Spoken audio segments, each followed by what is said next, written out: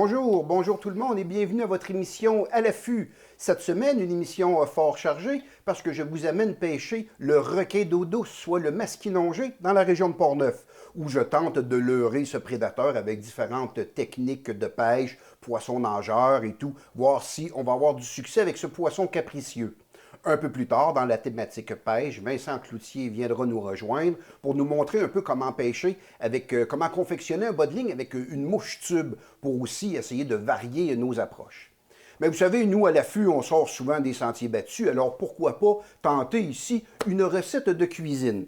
Parce que vous savez, j'aime chasser les oiseaux, principalement les canards, et un peu ça me désole année après année de voir et de constater que plusieurs chasseurs de canards s'empêchent de manger leurs oiseaux, de par le fait qu'ils trouvent que ça goûte fort, ils trouvent que c'est un peu coriace. Donc ici, une petite recette facile et simple, très goûteuse, que tout le monde peut faire à la maison, que je vais tenter de vous démontrer. Bon, premièrement, je suis allé chasser le canard, je suis revenu avec mes oiseaux, et ce que j'ai fait, c'est que j'ai désossé complètement les poitrines. Un peu comme par exemple un poulet barbecue, que vous soutirez la poitrine de la carcasse, eh bien j'ai fait la même chose ici avec mon canard. Alors ici, j'ai un côté de la poitrine, tout simplement, ce qui fait quand même un beau steak. Hein. Il y en a plusieurs qui vont appeler ça un magret.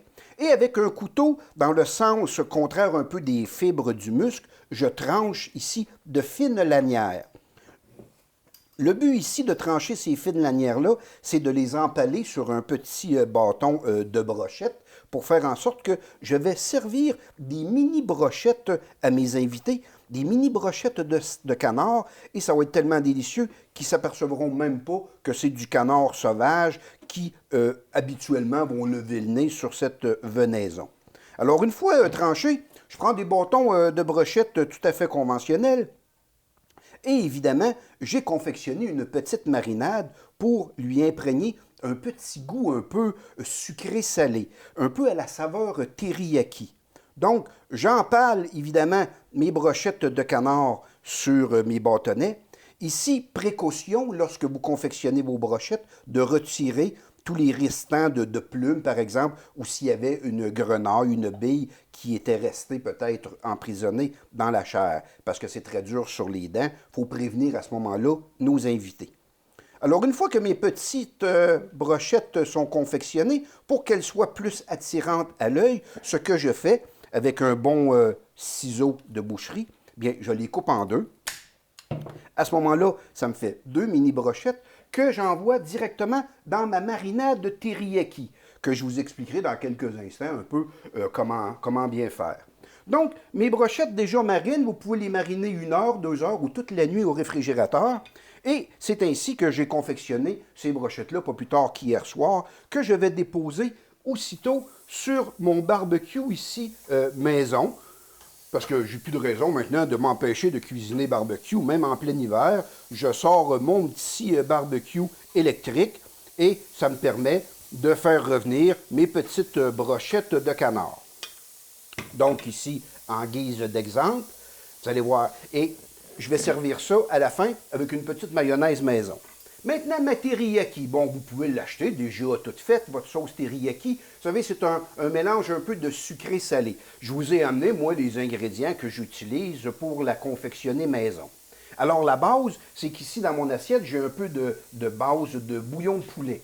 Donc, je mets un petit peu de bouillon de poulet mêlé avec un peu de ketchup. Je vais lui mettre une bonne base de sauce soya que je prends ici légèrement salée, réduite en teneur en sel. Mais l'ingrédient majeur à l'intérieur de ma sauce, c'est évidemment du bon sirop d'érable québécois. J'agrémente cette sauce teriyaki-là de gingembre frais râpé et de 2 petites gousses d'ail écrasées, du sel, du poivre, pour finalement faire une délicieuse sauce teriyaki maison qui se rapproche étrangement des marques ici dans le commerce. Une fois ma marinade faite, j'en dépose au réfrigérateur avec mes brochettes qui sont à mariner, bien couvertes au frais, mais je m'en garde toujours une petite quantité pour venir évidemment badigeonner sur mes brochettes qui sont en cuisson, ce qui en plus rehausse un peu le goût de mes brochettes. Donc je saisis ça à feu relativement vif. Je vous dirais que ça cuit très rapidement. En bas de 3 minutes, habituellement, quand votre barbecue est pré-réchauffé, les fines lanières de canard cuisent relativement rapidement, ce qui fait en sorte que lorsque je vais les sortir, bien ces petites brochettes-là, à ce moment-là, vont avoir un peu le centre encore légèrement rosé. Je ne veux pas le faire cuire pour qu'il soit, comme on appelle en bon québécois, semelle de botte. Je veux qu'il soit juste à point pour qu'il puisse être tendre sous la dent. Avec quoi je sers ça? Bien, sans cérémonie, je me suis confectionné une belle mayonnaise ici au poivron rouge grillé. Donc, je prends 2-3 poivrons rouges, évidemment, que je viens hacher finement. J'y incorpore une bonne tasse de mayonnaise, un peu de paprika fumé, un petit peu de piment d'Espelette et une petite gousse d'ail pour faire après ça au robot culinaire une superbe mayonnaise goûteuse et agréable au goût. Alors ici, une fois que mes ingrédients sont bien utilisés, d'ailleurs pour les gens à qui cette recette-là intéresse, vous allez retrouver toutes les quantités et la démonstration de ces ingrédients-là sur notre page Facebook à l'affût Série Télé. Donc ici, je dépose ma belle petite mayonnaise au poivron rouge grillé à 2 endroits sur mon assiette pour en faire une présentation. Je badigeonne au dernier coup légèrement mes brochettes de canard. Et ici, ben, je fais le test. Je fais le test ultime pour faire goûter ici à toute l'équipe de l'émission à l'affût. J'ai pris un canard de mer qui a la réputation d'être goûteux et coriace. Donc, on verra leur verdict ici, si c'est à point ou pas. Donc, je revire ça ici une dernière fois pour véritablement bien caraméliser mes brochettes de canard. Un petit truc aussi, si vos convives ne sont pas prêts finalement à déguster, enveloppez-les dans du papier d'aluminium. La cuisson va se poursuivre et vous allez être en mesure de les servir bien rosés. J'inviterai mon collaborateur de toujours, Vincent Cloutier, qui je sais qui ne refusera pas une belle venaison. Et profitez-en ici pour faire un beau petit montage stylisé au milieu de votre assiette. Des belles brochettes fumantes de canard. Alors, si vous permettez, je vais juste en décoller une. Donc, on voit ici la viande qui est encore relativement rosée. Et sans plus attendre, bien, on va goûter à notre petit dessert. Absolument délicieux. Nous, on s'en va à notre reportage de pêche au masquinongé et on vous souhaite bonne pêche.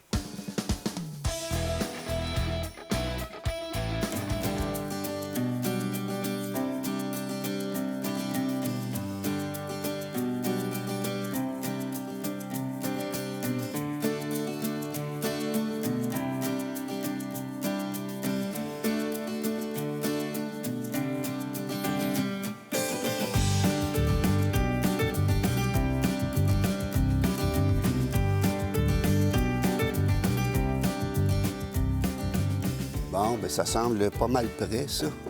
Hey, bonjour tout le monde. On pense que la pêche est finie, l'automne est avancé, mais vous vous trompez. Il y a encore de la belle pêche qui se fait, surtout pour des poissons prédateurs. Aujourd'hui, j'ai la chance de pêcher un poisson noble, un poisson qui revêt un peu de notre imaginaire en des gros monstres, le masquinongé. Donc, j'ai été invité à un petit lac dans la région de Portneuf, où il a été introduit il y a belle lurette, et qu'il semblerait qu'il y a une belle population de masquinongés. J'ai sorti l'artillerie lourde, des bonnes cannes à pêche, des poissons nageurs, des gros filets. Bref, j'en ai pris plus que moins, parce que je ne sais pas à quoi vraiment m'attendre. Va-t-il mordre? Ça, c'est une autre histoire, mais on va tout tenter, en tout cas, pour vous montrer un peu à quoi ressemble ce poisson prédateur, de l'imaginaire un peu, le masquinongé.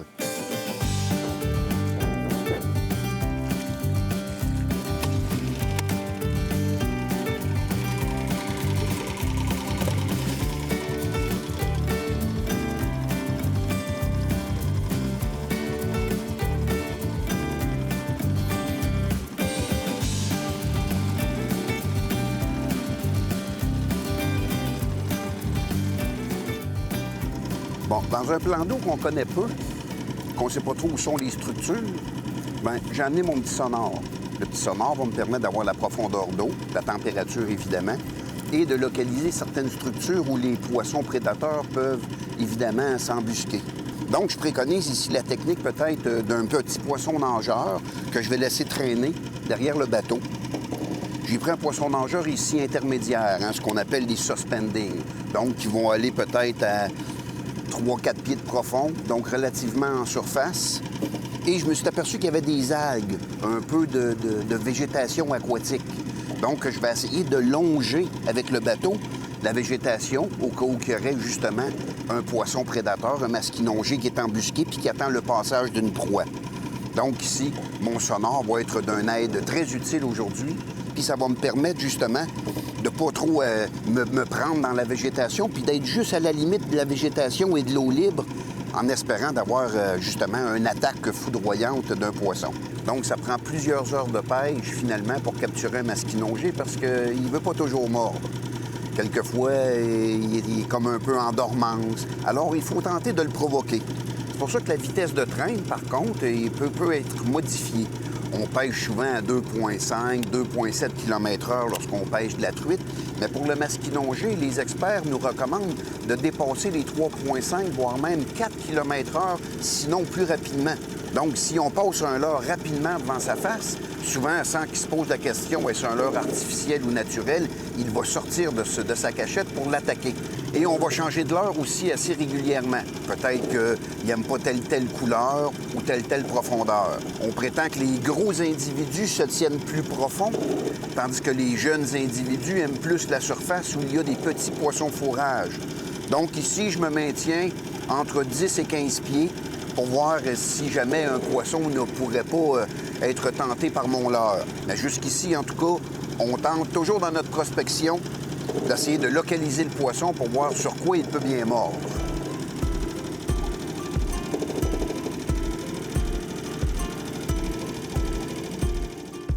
Pour ceux qui se posent des questions sur mon attirail de pêche, qu'est-ce que j'utilise? Bon, d'entrée de jeu, j'ai pas sorti mon équipement pour pêcher sur le fleuve, par exemple.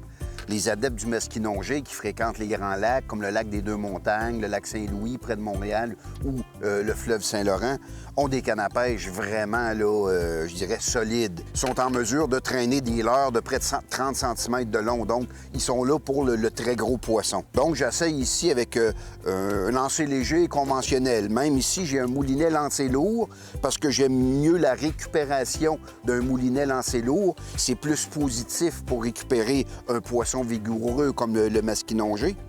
Et j'ai des cannes à pêche ici de résistance quand même médium, heavy, comme on appelle, pour poissons relativement lourds. Mon fil a de 14 à 20 livres de résistance. C'est un monofilament quand même relativement solide, sur lesquels je lui mets souvent un bas de ligne en acier pour éviter que le poisson avec ses dents vienne quand même trancher mon fil. C'est l'attirage, je dirais, de base pour quelqu'un qui veut se frotter à des brochets, des masquinongés, des poissons quand même qui ont des bonnes dents, pour être capable, d'y ramener. Quelquefois, les poissons ont plusieurs kilos et ça leur permet aussi de traîner des poissons ou des leurres qui ont une bonne résistance. Donc, c'est un peu plus costaud, je dirais, qu'un lancer léger conventionnel, mais quand même, je n'y vais pas dans l'extrême en espérant capturer, par exemple, un monstre aujourd'hui. Donc, mais ici, je prends pas de chance, je veux quelque chose de solide et c'est ce qui va me permettre de pallier à toutes les éventualités.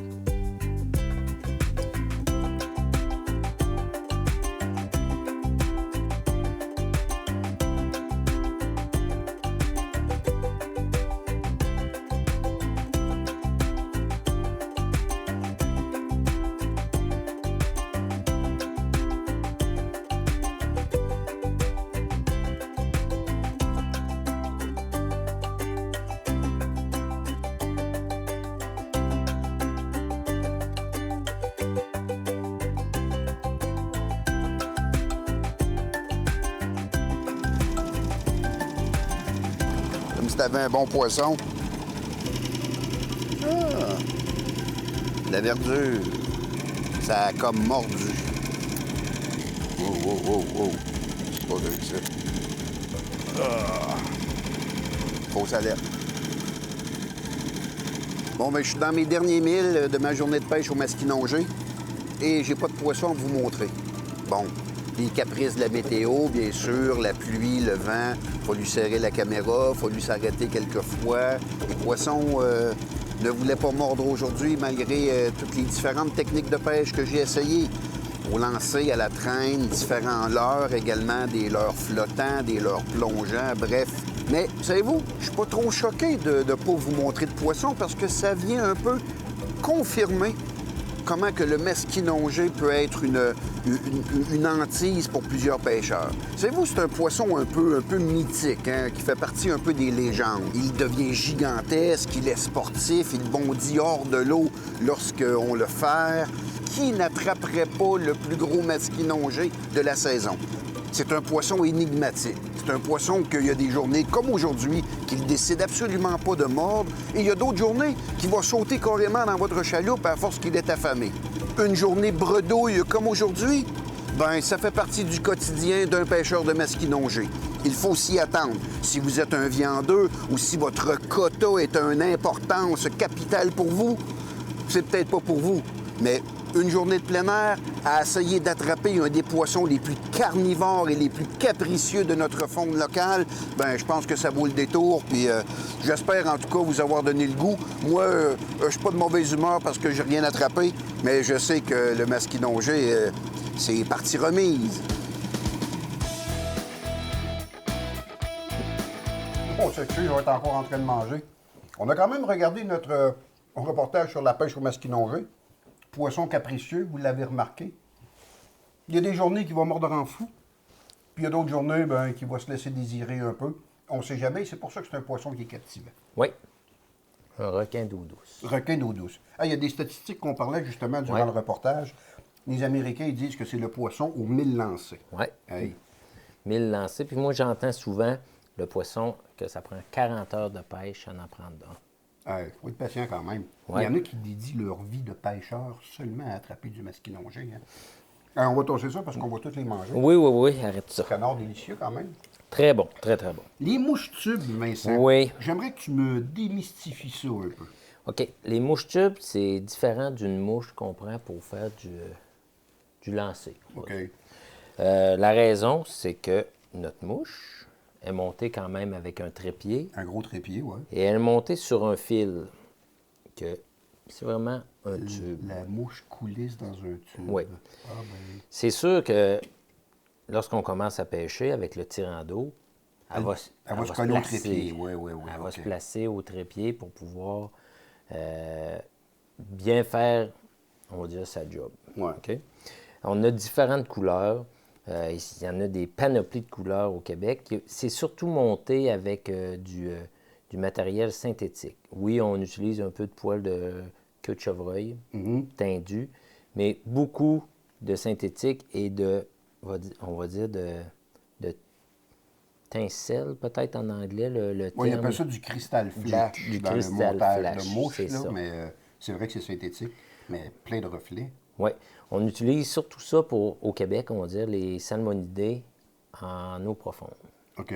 Wananiche, truite grise, Ah oui, arc-en-ciel. pourquoi pas? Les gens qui vont à la pêche sur le lac Ontario. Oui, c'est là qu'on voit ça. On utilise beaucoup ça aussi pour le stylet sur le lac Ontario. Puis moi, j'arrive de Colombie-Britannique et le saumon qui se pêche en eau salée sur le bord des côtes, c'est un peu un gréement comme ça qu'ils utilisent également. OK.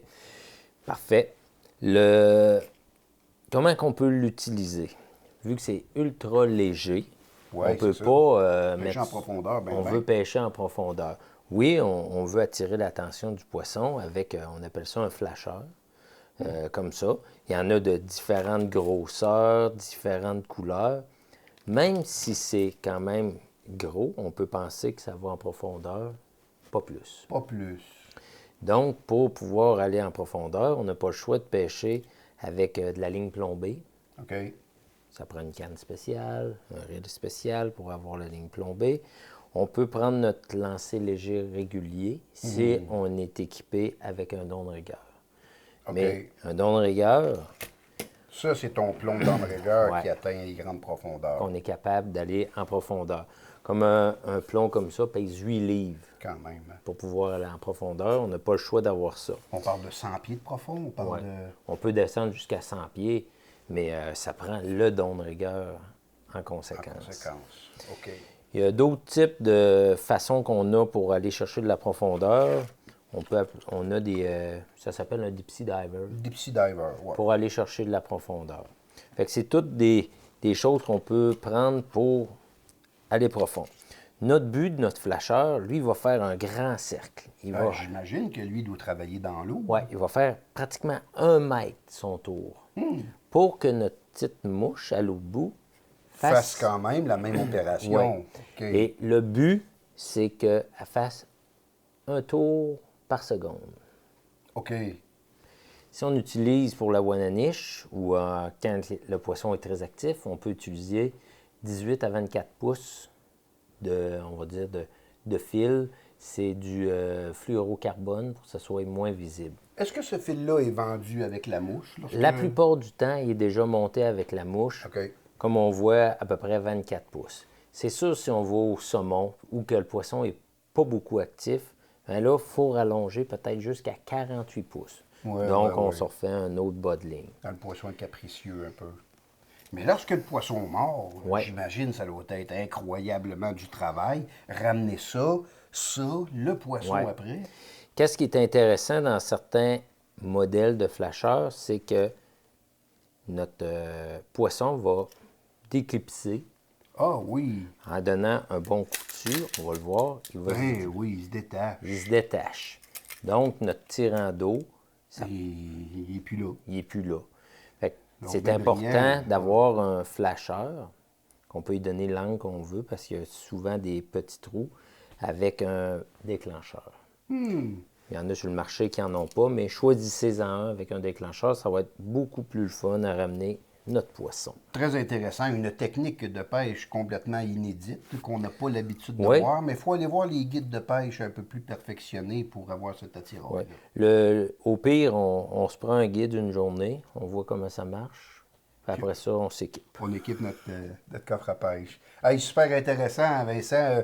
On retient bien pour pallier un peu à ce qui nous manque pour le gros salmonidé, surtout peut-être dans le milieu de l'été. Nous, on continue à manger nos brochettes de canard et on vous revient. Alors, c'est déjà tout pour nous cette semaine. J'espère que l'émission vous a plu. La pêche au masquinongé, on remercie mon caméraman Julien Leclerc qui a bravé les intempéries. Ne vous inquiétez pas, vous retrouverez tous les ingrédients de ma recette de brochettes de canard sur notre page Facebook À l'affût série télé. Et d'ici là, la semaine prochaine, on patiente pour un autre À l'affût.